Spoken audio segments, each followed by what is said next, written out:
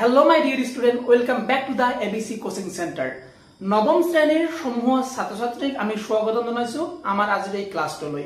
যোৱা ক্লাছত আমি দা ৰোড নট টেকেন তোমালোকৰ যেটো পয়েম আছে পয়েমটো আলোচনা কৰিছিলো খুব সুন্দৰকৈ বৰ্ণনা কৰি থোৱা আছে। তোমালোকে যদি চোৱা নাই তেনেহলে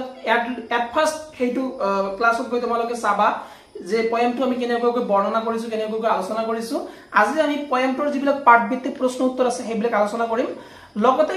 যিখিনি বস্তু তোমালোকৰ এই পাঠৰ পৰা এই পয়েমটোৰ পৰা ইম্পৰ্টেন্ট হয় এমসিকিউ বিলাক বিশেষকৈ এই এমসিকিউ বিলাক আমি আলোচনা কৰিম বা ডিসকাশন কৰিম। গতিকে দুটা পাৰ্টত আহিব, আজি এটা পাৰ্ট আহিব আৰু অহা ক্লাছত আৰু এটা পাৰ্ট আহিব। গতিকে দুটা খণ্ডক আমি এই দা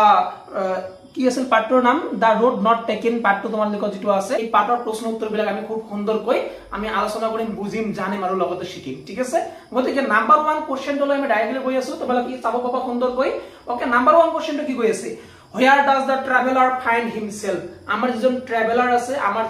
যি যাত্ৰী আছিল, যি আমাৰ যাত্ৰী কোন আছিল একচুয়ালি আমাৰ ৰাইটাৰ, অৰ্থাৎ আমাৰ যিজন পয়েটে আমাৰ ৰাইটাৰ আছিল, রাইটার বা ট্রাভেলার আছিল। Okay, so where does the traveller find himself? আমার ট্রাভেলার জনে অর্থাৎ পয়েট বা কবিয়ে নিজকে কত বিচাৰি পাইছিল? এইটো কোশ্চেনৰ আনসাৰ খুবই সহজ। একেবাৰে আমি সকলোৱে জানো যে আমাৰ কবিৰ আগত দুটা ৰোড আছিল, দুটা ৰাস্তা আছিল আৰু দুটা ৰাস্তাৰ ভিতৰত কবিয়ে যিকোনো এটা ৰাস্তা সিলেকশন কৰিব লগা হৈছিল। গতিকে কবিয়ে কোনটো ৰাস্তা সিলেকশন কৰিছিল সেই ৰাস্তাটোৰ বিষয়ে লিখি দিলে হৈ গল যে 1 নম্বৰ ৰাস্তাটো সিলেকশন কৰিছিল না 2 নম্বৰ ৰাস্তাটো সিলেকশন কৰিছিল। ঠিক আছে, okay. What problem does he face? আমাৰ ৰাইটাৰ বা কবিয়ে কেনেকৈ ধৰণৰ সমস্যাৰ সন্মুখীন হৈছিল, কেনেকৈ ধৰণৰ তেওঁৰ সন্মুখত দুবিধা আহি পৰিছিল, প্ৰবলেম আহি পৰিছিল, সমস্যা আহি পৰিছিল। ওকে, সো নাম্বাৰ 1 যেটো আমাৰ কোশ্চেনটো কৈ আছে, এই কোশ্চেনত প্ৰথম যেটো কোশ্চেনটো আছে কি কৈ আছে? Where does the traveller find himself? কবিয়ে নিজে নিজক বা ট্ৰাভেলাৰ বা যাত্ৰীয়ে নিজে নিজক কত বিচাৰি পাইছিল? সো এনসাৰটো কি দি আছে তোমালোকে চাব পাৰা, খুব সুন্দৰকৈ দি আছে। The traveller find himself standing on a fork in the path. কি বুলি কৈছে? ট্রাভেলার বা যাত্ৰীয়ে নিজকে বিচাৰি পাইছিল দুটা ৰাস্তাৰ মাজত। খুব সুন্দৰকৈ ফগ মানে চাৰিওপিনে কুঁৱলী পৰি আছে সুন্দৰকৈ, আৰু কুঁৱলী পৰি থকা ৰাস্তাৰ মাজত দুটা ৰাস্তা এনেকৈ সেপাৰেট হৈ গৈছিল। ৰাস্তাৰ মাজত একেবাৰে প্ৰান্তত তেওঁ থিয় দি আছিল বা থিয় দি ভাবি আছিল। গতিকে তাতে তেওঁ নিজক বিচাৰি পাইছিল, এই কথাটো কৈ আছে। So the traveller find himself standing মানে থিয় দি আছে কত থিয় দি আছে? On a fog in the path. Path মানে রাস্তা মানে রোড বুলি ক'ব পাৰো। ঠিক আছে, পাথ মনত ৰাখিব নোৱাৰা খুব সুন্দৰ কথা, ভাল কথা, ডাঙৰ কথা এইটো। পাথ মনত নাথাকে রোড লিখি দিবে, আর এডি রোড। ঠিক আছে, বাস হৈ গল। ওকে, এতিয়া কি কৈ আছে? What problem does he face? আমার রাইটার বা কবিয়ে কেনেকৈ ধৰণৰ সমস্যাৰ সন্মুখীন হৈ আছিল, কেনেকৈ ধৰণৰ সমস্যা? ৰাইটাৰে দুবিধাত পৰি গৈছে যে 1 নম্বৰ ৰাস্তাটো দি যাব না 2 নম্বৰ ৰাস্তাটো দি যাব। ঠিক আছে, গতিকে he is in a problem as he must choose one path. তেওঁ এইটো প্ৰবলেম পৰি গৈছে যেহেতু তেওঁ must be need to choose, তেওঁ চুজ কৰিব লাগে, পছন্দ কৰিব লাগে মাত্ৰ এটা ৰাস্তা বা এটা পথ বা এটা পাথ, ইংলিছত ক'লে পাথ চুজ কৰিব লাগে বা সিলেকশন কৰিব লাগে। ঠিক আছে, one path and is unable to decide. আৰু তেওঁ আমাৰ ৰাইটাৰ বা আমাৰ ট্ৰাভেলাৰ আনএবল টু ডিসাইড, তেওঁ ডিসাইড কৰিব পৰা না আছিল, তেওঁ সিদ্ধান্ত গ্ৰহণ কৰিব নোৱাৰি আছিল। Decide which one to choose, যে কোনটো ৰাস্তা সিলেকশন কৰিব বা চুজ কৰিব সেই চয়েসটো কৰিব পৰা না আছিল বা সেই চুজটো কৰিব পৰা না আছিল। আই হোপ তোমালোকে বুজি পাইছে। যদি বুজি পোৱা নাই কমেন্টত জনাই দিব যে বুজি পোৱা নাই 1 নম্বৰটো। ঠিক আছে, আকৌ বুজাই দিম মই। এতিয়া আমি 2 নম্বৰ কোশ্চেনটোলৈ গৈছো, পাঠ ভিত্তিকৰ 2 নম্বৰ তোমালোকৰ প্ৰশ্ন উত্তৰ। কি কৈছে যে discuss what this phrase mean to you. Discuss কৰা এই যিখিনি ফ্ৰেজ আছে, প্ৰথমে জানি লোৱা ফ্ৰেজ মানে কি। ফ্ৰেজ মানে হল বাক্য অংশ। বাক্যৰ অলপ এটা অংশ যদি দিয়া থাকে তেনেহলে সেইটো কি হৈ যাব? ফ্রেজ হৈ যাব। ঠিক আছে, ওকে। সো যিবিলাক ফ্রেজ আমাৰ ইয়াত দিয়া আছে এই ফ্ৰেজবোৰৰ একচুয়ালি মিনিং কি, এই মিনিং কি আমাক বুজাবলৈ বা লিখিবলৈ কৈছে। 1 নম্বৰ 1 নম্বৰ যেটো দিয়া আছে a yellow wood. A yellow wood মানে কি? So yellow wood refer to the forest. Yellow wood মানে ডাইরেক্টলি রেফার কৰিছে, বুজাই আছে কাক বুজাই আছে? ফৰেস্টক বুজাই আছে। ফৰেস্ট মানে কি? হাবি, অৰণ্য, জঙ্গল, যি কোৱা তোমালোকে জঙ্গলক বুজাই আছে, হাবি কৈ আছে। Refer to the forest which has weathering leaves as in the season of autumn. কি বুলি কৈছে? যিটো ফরেস্টে, যিখন অৰণ্য, যিখন হাবিয়ে ওয়েদাৰিং কৰি আছে, পিন্ধি আছে। কি পিন্ধি আছে? লিভস, অৰ্থাৎ গছৰ পাত পিন্ধি আছে। তাৰ মানে কি কৈ আছে? হাবিত কি থাকে? গছ থাকে, আৰু গছৰ কি থাকিব? পাত থাকিব অবভিয়াসলি। গতিকে গছৰ পাত পিন্ধি আছে বুলি কৈছে, মানে কবিৰ ভাষা এইবিলাক। ঠিক আছে, লিভস এজ ইন দিস সিজন অফ অটম। অটম সিজন মানে তোমালোকে ক'ব পাৰা যে গ্ৰীষ্মকালত সুন্দৰকৈ তেওঁলোক গছবিলাক কি কৰি আছে পুৰা নদন বদন হৈ খুব সুন্দৰ হৈ আছে আৰু গছৰ পাতবিলাক তেওঁ পিন্ধি আছিলে কোনে পিন্ধি আছিলে আমাৰ ফৰেষ্টে পিন্ধি আছিলে বা অৰণ্যই পিন্ধি আছিলে এইটোকে সেই কাৰণে কোৱা হৈছে কি বুলি এ ইয়েলো উড এটা হালধীয়া অৰণ্য বুলি কোৱা হৈছিলে আই হোপ তোমালোকে বুজি পাইছা নাম্বাৰ 2 কি কৈ আছে it was grassy and wanted wear it was grassy means grassৰ পৰা আহিছে grass মানে কি grass মানে ঘাঁহনিৰ পৰা আহিছে grassy শব্দটো ঠিক আছে it was grassy and wanted wear মানে কি মানে নিজে বিচাৰি পিনে wear কৰিছে পিন্ধিছে পিন্ধা এটো আমি কি বুলি কওঁ wear কৰা বুলি কওঁ ঠিক আছে ওকে সো ইয়াৰ মানে কি আনসাৰটো যাব পৰা খুব সুন্দৰকৈ দিয়া আছে it means that the path had a lot of grass on it ইয়াৰ মানেটো হল it means that ইয়াৰ মানেটো হল the path যেটো path আছে path মানে অলপ আগত কলো path যদি লিখিব নোৱাৰা road লিখিবা হৈ যাব ঠিক আছে the road had আছে a lot বহুত বেছি lot of grass মানে ঘাঁহনি আছে ওকে on it তাতে আছে কত আছে তাত মানে কত আছে পাত আছে পাত মানে কি পাত মানে হল পাত মানে নাই কোনো অসুবিধা নাই পাত মানে হল রাস্তা কিন্তু কি বুলি কম আমি road বুলি কওঁ ঠিক আছে ওকে তাৰ পিছত কি কৈ আছে this means that it had not been walked over by many people আৰু wanted wear মানে এইটো কথা বুজাই আছে যে that means ইয়াৰ মানেটো হল অৰ্থাৎ যদি এটা ৰাস্তা ভাবিলো এটা ৰাস্তা আছে ৰাস্তাটো ঘাঁহনি বেছি কৈ আছে তাৰ মানে কি বুজায় তাৰ মানে এইটো হল যে ৰাস্তাটো দি পিনে খুব কম মানুহ চলাচল কৰে নহয় নে যদি ৰাস্তা দি চলাচল কৰিলেহেঁতেন তেনেহলে কি হলহেঁতেন তেনেহলে ঘাঁহনিবোৰ মৰি গলহেঁতেন মাজৰ পৰা বা দুই সাইডৰ পৰা মৰি গলহেঁতেন যেহেতু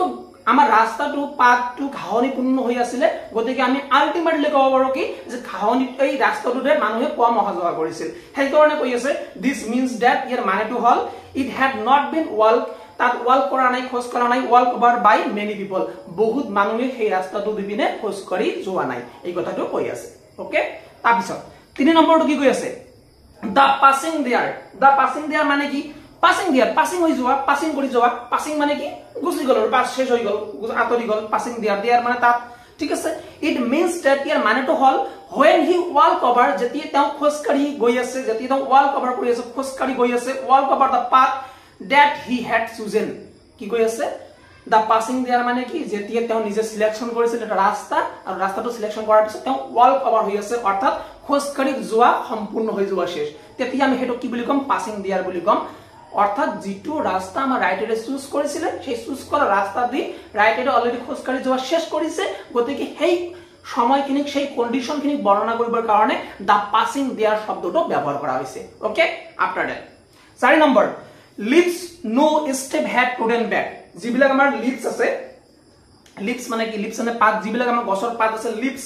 নো স্টেপ মানে কি স্টেপ মানে খোজ ঠিক আছে no step had trodden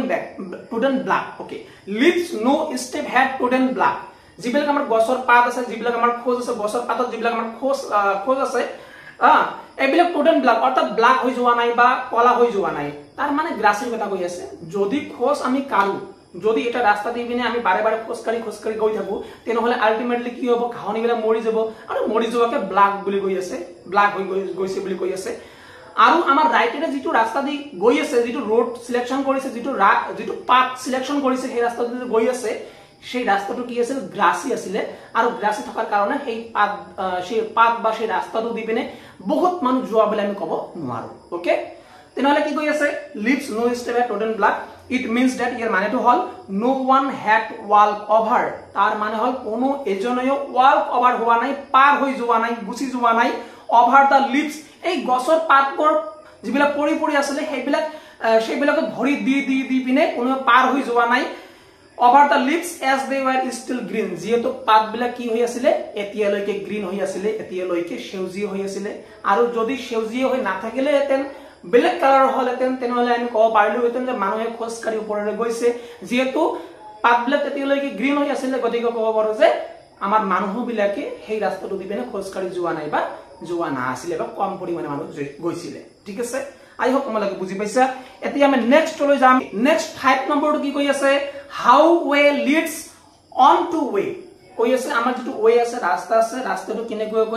কেনেকৈ লিড কৰি দেখুৱাই দি আছে কেনেকৈ লৈ গৈ আছে সো ইয়াৰ মানেটো কি ইট মিন্স দ্যাট ইয়াৰ মানেটো হল as we walk on a path যেতিয়া আমি এটা ৰাস্তাত খোজকাঢ়ি গৈ থাকো এটা পাথত এটা ৰোডত খোজকাঢ়ি গৈ থাকো উই কাম এক্ৰছ মোৰ অপশন যেতিয়া আমি যিকোনো এটা ৰাস্তা সিলেকশন কৰি আমি গৈ থাকিম তেতিয়া আমাৰ হাতত বহুত অপশন থাকিব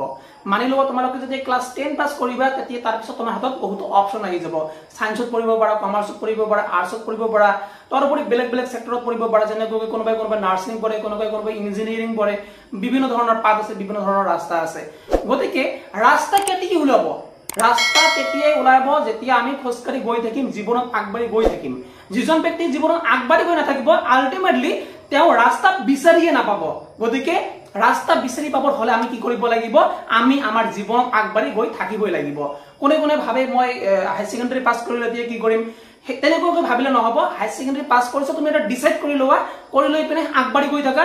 গৈ পিনে সেই যেটো মানে পৰিস্থিতিৰ সন্মুখীন হবা যেটো সমস্যা তোমালোকে ফেস হবা সেই সমস্যা বা সেই পৰিস্থিতিবিলাকে তোমালোকক শক্তিশালী কৰি তুলিব আৰু সেই শক্তিশালী হোৱাৰ পিছতে তাৰ পিছত তোমালোকৰ হাতত কি আহিব অপশন আহিব যে এতিয়া তুমি কোনটো কৰিবা এইটো কৰিবা এইটো কৰিবা এইটো কৰিবা প্ৰত্যেকটো ক্ষেত্ৰতে যিকোনো ৰাস্তা দি যোৱা যিকোনো স্ট্ৰীমক সিলেক্ট কৰা প্ৰত্যেকটো ক্ষেত্ৰতে তোমাৰ হাতত এটা এটা কি থাকিব সুবৰ্ণ সুযোগ থাকিব বা অপৰচুনিটি থাকিব ওকে আফটাৰ দ্যাট কি কৈ আছে ইয়াত কৈ আছে it means that as we walk on a path যেতিয়া আমি এটা ৰাস্তা সিলেকশন কৰি পিনে আমি গৈ থাকিম we come across more option আমাৰ হাতত বেছি কৈ অপশন আহি থাকিব আমাৰ হাতত অন্যান্য অপশন আহি থাকিব বিভিন্ন অপশন আহি থাকিব ঠিক আছে options and make choice further আৰু আমি চয়েস কৰিব লাগিব তাৰ পিছত গৈ পিনিও তাৰ মানে এনেকুৱা নহয় যে তুমি এটা সিলেকশন কৰিলা বা এটা পছন্দ কৰিলা কৰি পিনে তুমি গৈ আছা তোমাৰ জীৱনত আগবাঢ়ি গৈ আছা এনেকুৱা নহয় জীৱনৰ প্ৰতি ধাপে ধাপে আমি সিলেকশন কৰিব লাগে আমি ডিসিশন লব লাগে আমি সিদ্ধান্ত গ্ৰহণ কৰিব লাগে তোমালোকে আজি আমাৰ ক্লাছখিনি চাই আছা নে তোমালোকে ৰিল চাই আছা ডিসাইড কৰিব তোমালোকৰ ফিউচাৰখিনি কেনেকুৱা হ'ব আজি যিখিনি তুমি সিদ্ধান্ত গ্ৰহণ কৰিবা এতিয়া তোমালোকে যিখিনি সিদ্ধান্ত গ্ৰহণ কৰি আছা যে আমি আৰু এই ভিডিও নাচাওঁ আমি সাবস্ক্ৰাইব নকৰো চেনেলটো এইটো সিদ্ধান্ত তোমালোকে যেটো গ্ৰহণ কৰিবা এই সিদ্ধান্তই ডিসাইড কৰিব তোমালোকৰ ভৱিষ্যত বা অনাগত দিন তোমালোকৰ কেনেকুৱা হ'ব গতিকে ভাল বস্তুৰ ক্ষেত্ৰত আগবাঢ়ি অহা বেয়া বস্তু পৰিত্যাগ কৰা okay so and make choice further we keep on walking ahead on that way আৰু আমি সেই ৰাস্তা দি পিনে আমি খোজকাঢ়ি গৈ থাকিবই লাগিব বা আমাৰ জীৱনত আগবাঢ়ি গৈ থাকিবই লাগিব ইয়েকে কৈ আছে how way leads on to way কৈছে আমাৰ ৰাস্তাই আমাক ৰাস্তা দেখুৱাই দিয়ে আমাৰ ৰোড দেখুৱাই দিয়ে ঠিক আছে ওকে গতিকে এই পাঁচটা কমপ্লিট কৰিলো এতিয়া আমি 3 নম্বৰ কোৱেশ্চনটোলৈ গুছি যাম is there any difference between the two road as the poet described them কৈছে যে is there any differences তাত কি কোনো ধৰণৰ ডিফাৰেন্স বা পৰিৱৰ্তন আছিল নেকি কিবা পাৰ্থক্য আছিল নেকি between মাজত কাকাৰ মাজত between the two roads দুটা ৰাস্তাৰ মাজত কোনো পাৰ্থক্য আছিল নেকি two roads as the poet described them যেনেকৈ আমাৰ কবি বা ৰাইটাৰ বা পয়েটে ডিসক্ৰাইব কৰিছিলে বৰ্ণনা কৰিছিলে দুটা যে ৰাস্তা আছিল আমাৰ কবিৰ সন্মুখত দুটা ৰাস্তাৰ মাজত কিবা ডিফাৰেন্স আছিল নেকি কিবা পাৰ্থক্য আছিল নেকি এইখিনি কথা আমাক খুদিছে সো নাম্বাৰ 1 কি কৈ আছে ইন স্ট্যান্জা 2 and 3 দুই নম্বৰ আৰু 3 নম্বৰ স্ট্যান্জাত কি কৈছিলে এটো আমাক লিখিব কৈছে সোৱা দুই নম্বৰ স্ট্যান্জাত কি কৈছিলে the two path were similar প্ৰথমে তো কৈছিলে যে দুটা ৰাস্তা কি আছিল একেবাৰে সিমিলাৰ আছিল একে আছিল ঠিক আছে ইন দা বিগিনিং আৰু আৰম্ভণিত দা পয়েট ফিল দ্যাট আমাৰ কবি অনুভৱ কৰিছিল যে কি অনুভৱ কৰিছিল one of them was grassy তাৰে ভিতৰত এটা ৰাস্তা কি হয় গ্ৰাসি হয় অৰ্থাৎ ঘাহনি যুক্ত হয় ঘাহনি পূৰ্ণ হয় and had not been wall cover many people আৰু বহুত মানুহ wall cover কৰা নাই অৰ্থাৎ খোজকাঢ়ি অহা যোৱা কৰা নাই ওকে বাট কিন্তু when he walked on it তেওঁ যেতিয়া খোজকাঢ়ি গৈ আছিল it for some distance এটা নিৰ্দিষ্ট ডিসটেন্স লৈ এটা নিৰ্দিষ্ট দূৰত্ব লৈ গৈছিল he realized তেওঁ অনুভৱ কৰিছিল কি অনুভৱ কৰিছিল that যে it was like the other road তেওঁ অনুভৱ কৰিছিল যে সেই ৰাস্তাটো আৰু এই ৰাস্তাটো দুয়োটো সাকে কি হয় সেমই হয় বা একেই হয় এই কথাটো তেওঁ অনুভৱ কৰিছিল ভাবিছিল মনে ভাবিছিল এই কথাটো ঠিক আছে ওকে সো এক নম্বৰটো বুজি পালো এক নম্বৰ কি কৈছে ইন দা 2 and 3 স্ট্যান্জা 2 নম্বৰ আৰু 3 নম্বৰ স্ট্যান্জাত এইখিনি কথা খুব সুন্দৰকৈ দিয়া আছে তোমালোকে যদি বুজা নাই তেনহলে আমাৰ পয়েমটো গৈ পিনে তোমালোকে চাবা আমাৰ ক্লাস কৰি থোৱা আছে নেক্সট ক্লাস কৰিছিলো মই যোৱা ক্লাছত তোমালোকে খুব সুন্দৰকৈ গৈ পিনে এটো চাবা ঠিক আছে সালে পিনে তোমালোকে বুজি পাবা সো 2 নম্বৰ এতে 2 নম্বৰটো কি কৈছে in the last two line of the poem আমাৰ কবিতাটোৰ লাস্ট দুটা লাইনত কেনেকুৱা কৈ বুজাইছিলে আমাৰ ৰাস্তা দুটাৰ মাজত পাৰ্থক্য এই কথাখিনি কৈ আছে হিয়াৰ ইয়াত again the poet Tux of his initial decision আমাৰ ইয়াতো এতি লাস্ট দুটা লাইন আছে তাতো আমাৰ কবিয়ে তেও প্ৰথমত যেটো ইনিশিয়ালি ডিসিশন লৈছিলে সিদ্ধান্ত গ্ৰহণ কৰিছিলে হেখিনি কথা কৈ আছে যে মই ডিসিশন লৈছিলো মই সিদ্ধান্ত গ্ৰহণ কৰিছিলো কি when he thought তেও যেতিয়া ভাবিছিলে দ্যাট যে তাৰ রোড ওয়ার ডিফারেন্ট তেও ভাবিছিলে যে রাস্তা দুটা কি হয় ডিফারেন্ট আছিল রাস্তা দুটা বেলেগ আছিল and choose the one that had been walked over by less number of people আৰু তেও চুজ কৰিছিল আৰু তেও পছন্দ কৰিছিল কাক পছন্দ কৰিছিল সোৱালি নহয় কাক পছন্দ কৰিছিল choose the one এটা ৰাস্তা সিলেকশন কৰিছিল এটা ৰাস্তা পছন্দ কৰিছিল that had been জিটোৰ উপৰেদি that had been walked over বেছি মানুহ walk over কৰা নাই by a less number of people কম মানুহ বা বেছি মানুহ কি কৰা নাই খোজকাৰি পাৰ হৈ যোৱা নাই সেই ৰাস্তাটো সিলেকশন কৰিছিল চুজ কৰিছিল আৰু সেই ৰাস্তাটো দিনে তেও কুচি গৈছিল বা walk over কৰিছিল ঠিক আছে এই কথাখিনি আমাৰ কবিতাটোৰ লাস্ট দুটা লাইনতো খুব সুন্দৰকৈ ৰাইটাৰে তুলি ধৰিবলৈ যত্ন কৰি আছিল সেই কাৰণে আমি এইটো কথা আমি এই আমাৰ এনসাৰটো লিখিব লাগিব যে দুই লাস্ট টু লাইনত আমাৰ কবিতাটোত কি কথা কৈ আছিল বা কোনখিনি তেওঁৰ চয়েসৰ কথা কৈ আছিল সো এইখিনি চয়েসৰ কথা কৈ আছিল এইখিনি সিদ্ধান্তৰ কথা কৈ আছিল গতিকে বাৰে বাৰে এইখিনি কথা লিখিলে হৈ গল এক নম্বৰ আৰু দুই নম্বৰ এনসাৰটো প্ৰায় সেম গতিকে তোমালোকে খুব সুন্দৰকৈ পঢ়িবা